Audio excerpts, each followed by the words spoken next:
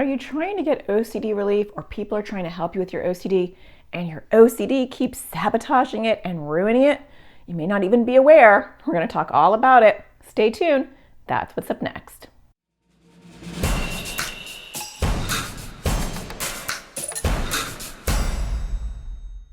Hi, my name is Natasha Daniels. I'm a therapist. I make videos for people with anxiety or OCD. And today I want to talk about OCD and the many ways it can try to ruin getting OCD help. And a lot of these you may not even be aware of, because OCD is so hooked into you that you don't have the awareness that this is actually even happening. So let's talk about it. I'm only going to highlight a couple, but just be aware that OCD is very sneaky and it can get its little hooks into the things that people are trying to do to help you.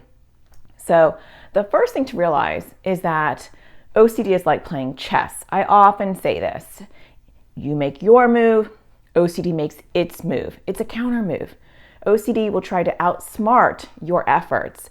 And so when you think, oh, I'm just gonna crush my OCD, I'm gonna do these OCD skills and boom, it'll be gone. You have to keep your eyes open, because that is not actually how it works. You take 2 steps forward, OCD creeps and is right behind you.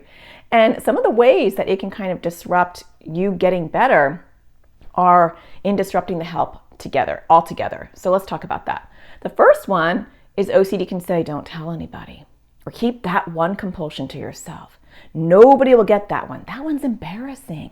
You should feel embarrassed by that. Don't share that one, right? So if you're not disclosing everything, or you're not being open and honest with your therapist or with the people around you who are trying to help, or even with yourself, then you're not going to be able to tackle those struggles. And OCD loves that, because it wants to add the shame and the privacy and the confidentiality.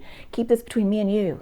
It's just OCD and you. You don't want that. You don't have a special secret relationship with OCD more than you already do. The next one is it might tell you, this isn't OCD.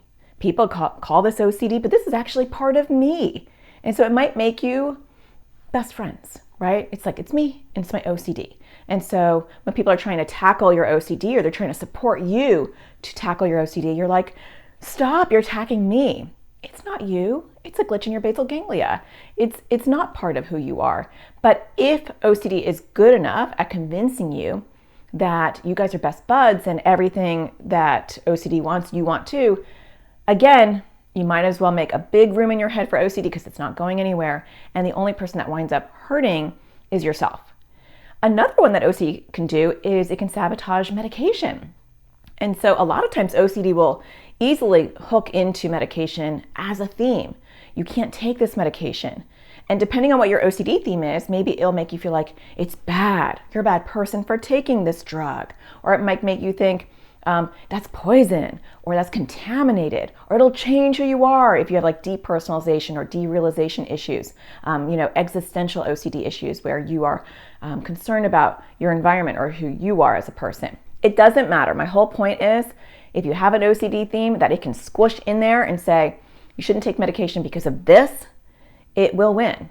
And that's sad, because a lot of people benefit from a combination of taking medication and doing therapies like exposure response prevention, ERP, to address their OCD. And so it's a physiological disorder. It's something that's happening in your brain and your chemicals, and you need that medication a lot of the time to give you that ability to fight off and crush OCD. OCD doesn't want you to supercharge, your abilities, and so it will take the themes that it already has hooked into you, and it will sprinkle that into things that you're going to, things that could help you, including medication. So that's another one. The last one I just want to mention is sometimes OCD will convince you that you don't need to work on it anymore. It'll be like, we're good. It's not that bad, right? Don't worry about it. You did a little bit of work. Let's just cool down. And so people kind of take their eye off the ball, and they're not aware of making sure that they stay on top of OCD. So my hope for you is to get you out of the bubble of illusion that OCD creates. OCD creates this fantasy story around you. And when you get hooked in, you believe all the lies that OCD is telling you, and it will weave those lies and those illusions wrapped into the support, the therapist or treatments or medication that all really can help you crush your OCD. So ask yourself, is this truly my belief, or is OCD spinning a tale again and is outsmarting me. We don't want that. Well, I hope that you find the sparkle in everything you do, and I'll talk to you again next week. Take care.